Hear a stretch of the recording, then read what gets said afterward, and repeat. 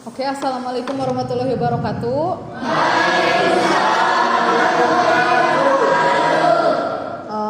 Kali ini saya untuk materi hari ini saya akan menjelaskan tentang konsep manajemen sumber daya insani.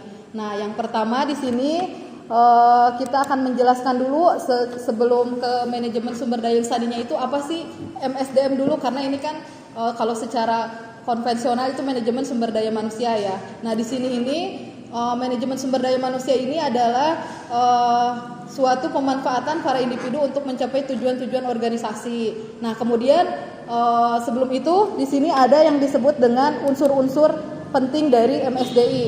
Nah, mungkin saya di sini tidak akan menjelaskan. Oh, sebentar, biar terlihat lebih jelas. Nah, di sini saya akan menjelaskan tentang man ataupun manusianya, karena sebelumnya mungkin saya sudah menjelaskan di mata kuliah sebelumnya fokusnya kepada man-nya gitu ataupun manusia. Kenapa unsur manusia itu menjadi salah satu hal yang sangat penting gitu ya dalam manajemen sumber daya insani, karena pada dasarnya untuk saat ini pengelolaan sumber daya insani ataupun kebutuhan akan kompetensi ataupun skill pegawai itu lebih dari ditekankan kepada bagaimana kemampuan dari individu ataupun manusia itu sendiri. Karena apa? Keberhasilan suatu perusahaan itu datangnya dari manusia itu sendiri gitu ya. Semua mungkin bisa dijalankan, tapi semua aspek itu bisa berjalan kalau ada siapanya?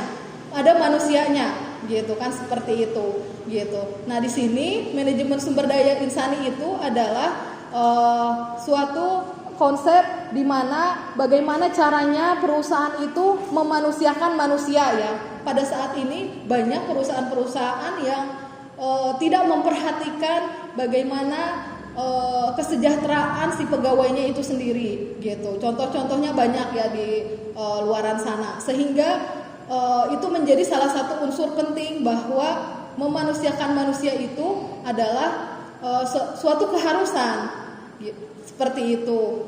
Nah, kemudian karena menjadi suatu keharusan gitu kan, untuk apa? Untuk membangun suatu hubungan yang baik antara pimpinan dan bawahannya ataupun pegawainya, sehingga untuk membuat itu semua gitu kan menjadi sinergi.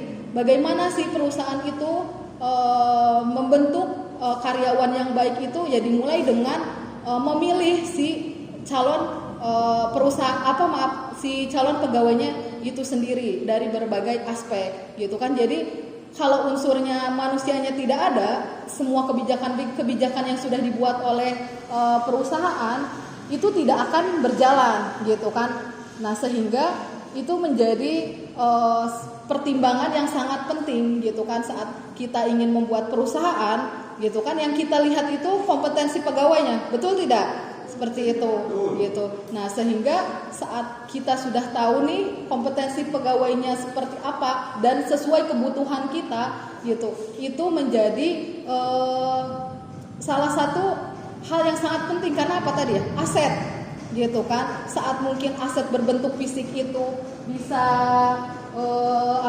dibeli gitu ya, tapi saat aset itu manusia itu sendiri itu dibentuk oleh ibaratnya tuh bagaimana cara si pemimpin itu membentuk karyawan atau memperlakukan karyawannya gitu, sehingga karyawan itu akan merasa saat diperlakukan dengan baik, akan merasa seperti keluarganya sendiri, akan rasa loyalitas itu akan terbentuk dengan sendirinya.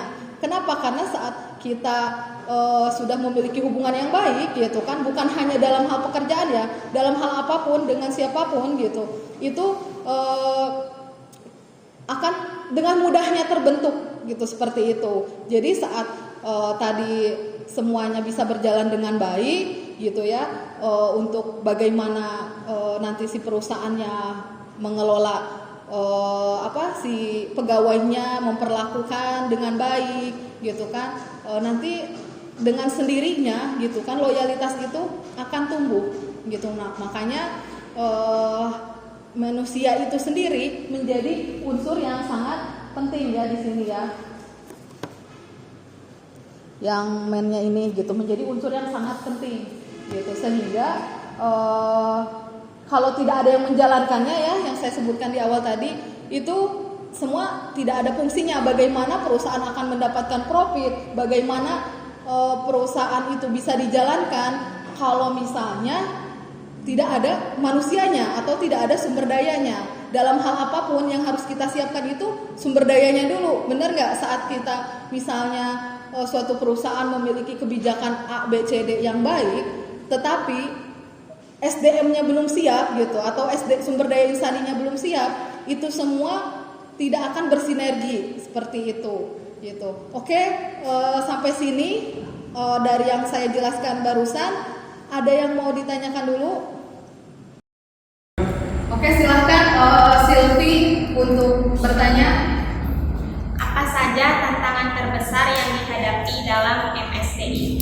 Oke, yang pertama itu ada tantangan globalisasi gitu ya. Kenapa globalisasi itu? Karena dengan adanya globalisasi ataupun perubahan gitu, hal itu akan membentuk sesuatu hal yang secara kontinu itu pembaharuan. Tidak ada hal yang bersifat stagnan. Otomatis dengan globalisasi itu perusahaan harus selalu melakukan pembaharuan untuk contohnya dalam hal peningkatan soft skill-nya karyawan itu sendiri gitu, karena seperti itu. Kemudian ada juga dari perubahan ekonomi. Dengan perubahan ekonomi yang setiap tahun itu banyak ya, dalam ekonomi dunia itu perubahan-perubahan. Nah, otomatis perusahaan tadi harus menyiapkan selain kompetensi juga hal apa saja yang menjadi dasar gitu kan, yang disiapkan untuk setara dengan perusahaan-perusahaan lainnya. Karena dari segi kompetitif gitu, saat kita ingin maju gitu kan, itu harus minimal kita mengetahui apa dan bagaimana kebutuhan di lapangan gitu. Apalagi contohnya saat perusahaan kita bergerak di bidang makanan gitu kan, karena sekarang semakin kompetitif, apa yang dibutuhkan ataupun diinginkan oleh si konsumen itu sendiri gitu kan, dari persaingan kompetitif itu gitu, sehingga menyebabkan harus selalu siap gitu kan, dari perubahan ekonomi, perubahan globalisasi gitu kan. Itu menjadi tantangan terbesar oleh perusahaan gitu kan, bukan hanya tadi kita menyiapkan saja gitu ya, tetapi kita harus bisa beradaptasi dengan segala hal-hal kebaruan gitu kan, seperti itu. Cukup atau mungkin apakah sudah cukup?